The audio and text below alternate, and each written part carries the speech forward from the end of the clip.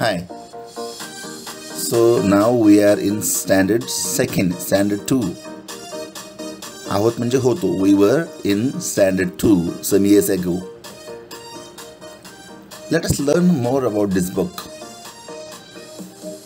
This is an attempt by Sambhaji Gayake and my phone number is, in fact my mobile phone number is 9881 298 260. You can contact on this number 24/7. My English book too. This is our book. In the first lesson पहिलाच होता आपल्याला खेळण्याचा lesson होता. चेंडू खेळते कसं शिकायचं होतं. बाउन्स हा शब्द म्हणजे आपटून पाठवणं. चेंडू कसा आपण आपटून समोरच्याला देतो तसं बाउन्स बॉल टू रीनाकडे बॉल आपटून टाक.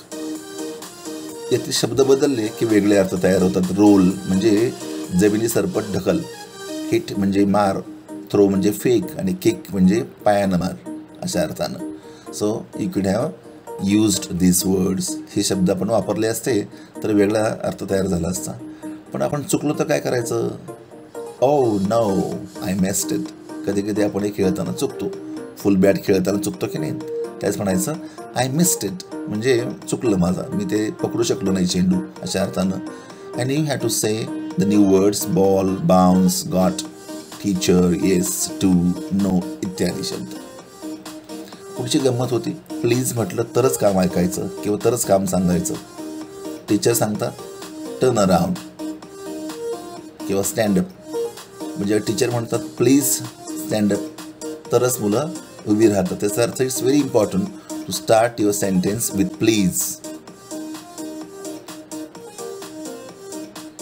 What is that in your hand Lalit? तुझ्या हातात काय रे?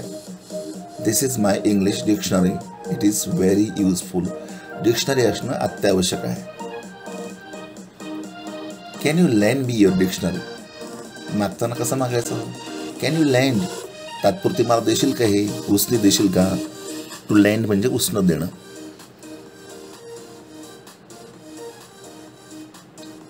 किंवा पाणी मागताना what is that in your hand Shyamal? ती म्हणते this is my water bottle. It is very useful. So you can change the sentence. Sure may I have some water please, I am thirsty.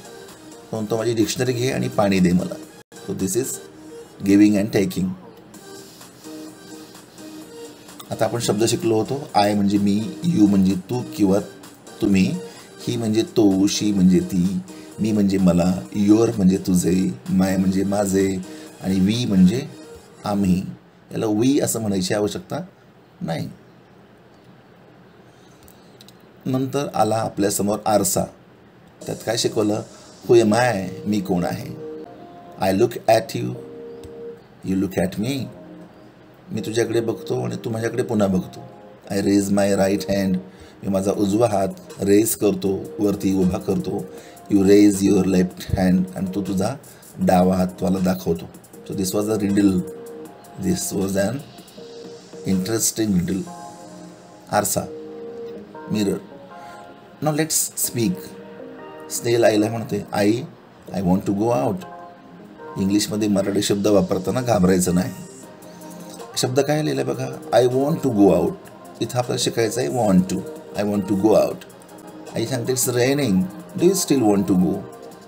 अगं बाहेर पाऊस पडतोय तरी तुला जायचं आहे का? ती yes I want to play in the rain. ती म्हणते आधी I want to go out, नंतर म्हणते आय वॉन्ट टू प्ले. यातील वॉन्ट टू ही वाक्यरचना लक्षात ठेवा. I want to enjoy the rain. Okay, आई सांगते गो अहेड. ठीक आहे जा, म्हणजे तुला हवं ते कर. I will finish my work enjoy you. यातलं गो अहेड हे लक्षात ठेवायचं. गो अहेड म्हणजे पुढे जा असा अर्थ घ्यायचा नाही. गो अहेड म्हणजे ठीक आहे तुला हवं ते कर अशा अर्थानं, चालू दे. चिंटू आईला म्हणतो आई I want to play in the rain too, may I go. Chintu मात्र आईची परवानगी घेतो. मे आय गो म्हणजे मी जाऊ का? आई सांगते येस यू मे, जाऊ शकशील तू. इथून आपण शिकलो I want to go out, I want to play, I want to enjoy the rain. So you can say I want to learn English, I want to learn to write English, I want to speak English. असं आपण want to ही वाक्यरचना आपण लक्षात ठेवायची. नंतर आपण शिकलो होतो नंबर्स 1 to 10. फार सोपे आहेत ते. रीडिंग टाईम आता वाचायला सांगितलं आहे, पण इथे चित्रांच्या साह्यानं वाचलं आहे, पण लक्षात ठेवायचं कसं लिहिलं आहे. I am drawing and my friends are looking at my picture. They see the sun, the moon, the stars and the clouds in the sky. The peacock is dancing near the tree.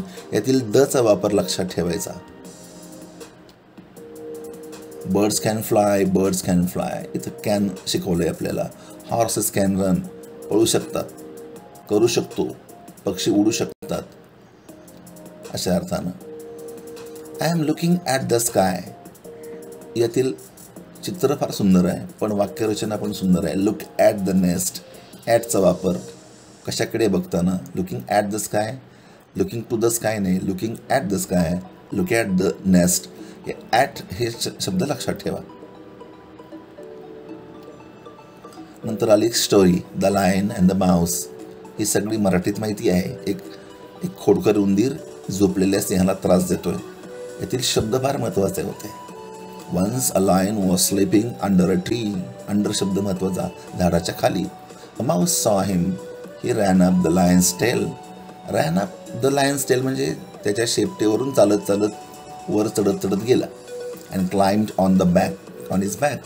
He jumped all over his body. All over म्हणजे जिकडे तिकडे, सगळीकडे, at every place. He started sliding down the Lions face again and again. Sliding down, आपण slide बघितली. Slide म्हणजे पीपीटीची slide नव्हे, बागेतली slide पाहिली का आपण, वरून खाली घसरत येतो आपण. That is called sliding down. The lion got up, he got very angry. To get angry शिकवलं आहे आपल्याला. टू गेट अँग्री म्हणजे रागवणं, आणि ही गॉट अँग्री म्हणजे तो रागावला. He caught the little mouse in his paw. Paw शब्द माहिती आहे आपल्याला. He said angrily, you naughty mouse, how dare you disturb me. येथील हाऊ डेअर यू, तुझी हिंमत कशी झाली, ही वाक्यरचना लक्षात ठेवा. How dare you. Now see how I punish you, I lit you. तो तुला मी आता खाऊन टाकतो की नाही बघ. The mouse was afraid. शब्द लक्षात ठेवा, अफ्रेड, घाबरणं. ही स्टार्टेड ट्रेम्बलिंग, तो थरथर कापू लागला. तर ट्रेम्बल शब्द लक्षात ठेवा. ही प्लीडेड. इथं प्लीड म्हणजे गयावया करणं किंवा काहीतरी मागणं. म्हणजे काय चुकलं तर त्याला प्लीडिंग करून आपण सांगतो की मला माफ करायच्या अर्थानं. O lion, the king of jungle, I am really sorry, please forgive me, please let me go, I help you someday. आणि सांगतो की मला सोड. शब्द लक्षात ठेवा. I am really sorry, please forgive me. नुसतं सॉरी म्हणायचं नाही, आय एम रिअली सॉरी किंवा आय एम सॉरी म्हणणं आवश्यक आहे. आणि पुढची स्टोरी तुम्हाला माहिती आहे. Then he set the mouse free. To set somebody free म्हणजे सोडून देणं एखाद्याला आपल्या कैदेतून, आपल्या ताब्यातून. तर अशा स्टोरीजमध्ये आपल्याला स्टोरी महत्त्वाची नाही, स्टोरीमध्ये काय सांगितलं इंग्लिशमध्ये ते महत्त्वाचं आहे. अदरवाईज आपल्याला मराठीत त्या सगळ्या कथा माहिती आहेत.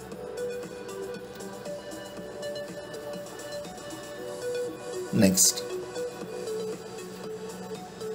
अ हेन, अ पेट हेन, अ पेट हेन इन अ नेट. पेट म्हणजे काय, पाळलेली, पाळलेली कोंबडी. पण अ हेन, अ पेट हेन, अ पेट हेन इन अ नेट असं वाक्य आपण लांबवत न्यायचं, मोठं करायचं वाक्य. Tony Tinker, can you sing, can you play, I can play my bass drum, dum dum dum dum dum डम. इथून आपल्याला शब्दातून शिकवलं आहे 2 शब्द.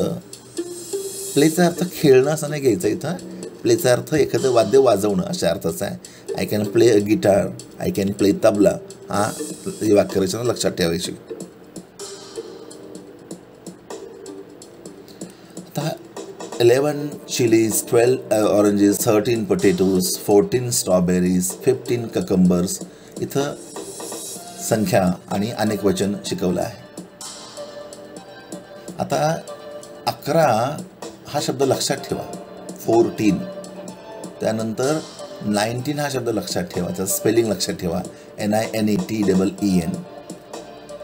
हे शब्द लिहिताना लोक गडबड करतात. 12 हे शब्द लिहिताना लोक गडबड करतात, म्हणून हे शब्द नीट बघून ठेवायचे कसे लिहायचे. 19चं स्पेलिंग बघायचं, 14चं स्पेलिंग बघायचं. कारण 14 आणि 40 यामध्ये फरक आहे. FORTY 40 म्हणजे 40 आणि 14 म्हणजे 14. तर त्यांनी जम्बलिंग केलं होतं आपलं थोडंसं. आता आपल्याला समजतं की 11 म्हणजे 11. पुढे listen and read after your teacher. यात वाक्यरचना काय शिकवली आहे, आपण काय केलं. We packed our bags, we went to the bus stand, we boarded the bus. या वाक्यात काय केलं असं साधं शिकवलं आहे आपल्याला. वी पॅक्ड, आम्ही आमच्या बॅग्स पॅक केल्या, आम्ही बस स्टँडला गेलो. आणि वी बोर्डेड द बस, आपल्याला बोर्डचा अर्थ शिकवला आहे. बोर्ड टू बोर्ड म्हणजे एखाद्या वाहनामध्ये बसणं. अदरवाईज नुसता बोर्ड म्हणजे आपण जो फलक बघतो नाही का आपल्या शाळेत, ब्लॅक बोर्ड्स असतात, ग्रीन बोर्ड्स असतात, व्हाईट बोर्ड्स असतात. Those are different. We found our seats, our seat numbers वर. फाउंड आउट म्हणजे आम्ही आमच्या जागा शोधून काढल्या, शोधल्या. So this was a really easy lesson. आता दुकानामध्ये listen, repeat and enact.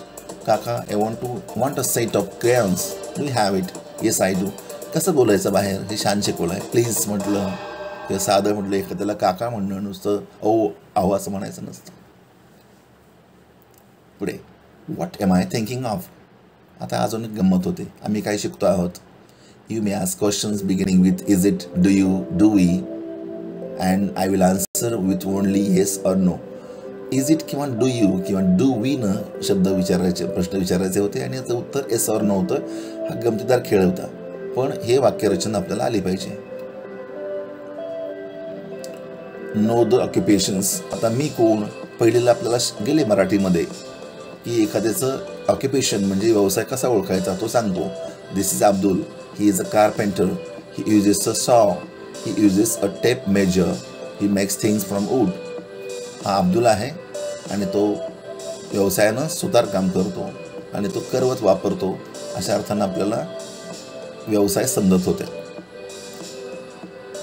This is Pranali, she is a manager, she uses a computer, she uses a projector, she works in an office. यातील युजेस, वर्क्स हे शब्द महत्त्वाचे आहेत.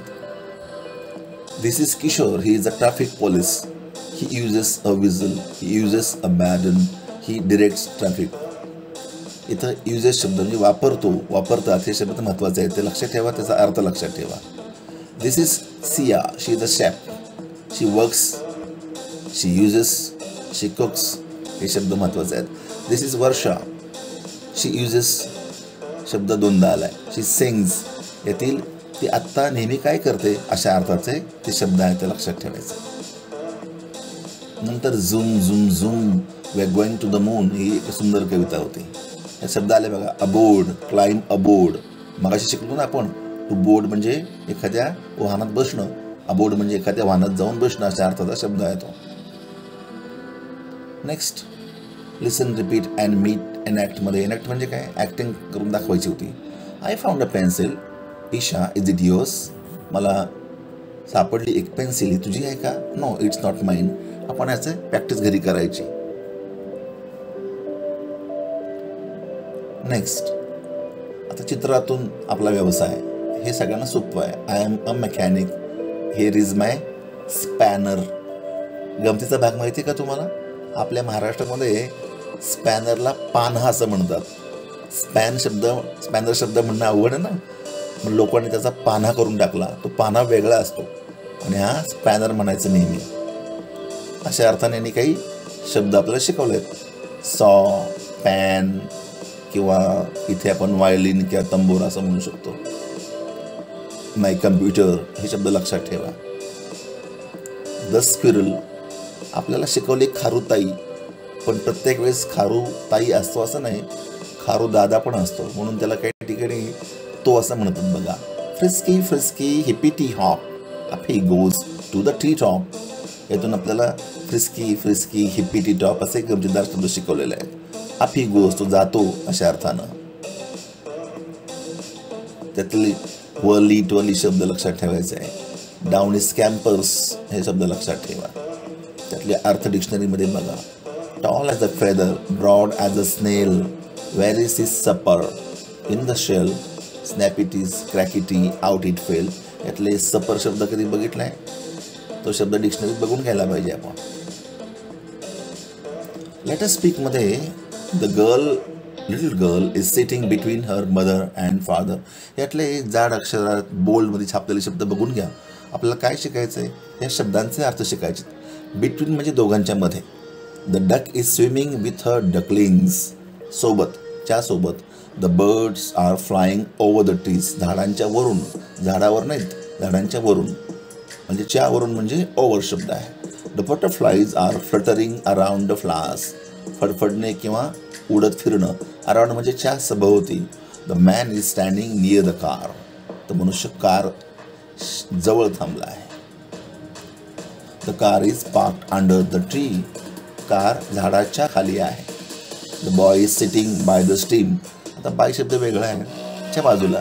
तो मुलगा त्या झऱ्याच्या, त्या ओढ्याच्या बाजूला बसलेला आहे. She was the only girl playing among the boys. आणि मुलांच्या मध्ये मुलगी शब्द वापरला आहे अमंग. इथं बिटवीन शब्द वापरलेला नाही. बिटवीन म्हणजे दोघांच्या मध्ये आणि अमंग म्हणजे अनेक लोकांच्या मध्ये, असं लक्षात ठेवा.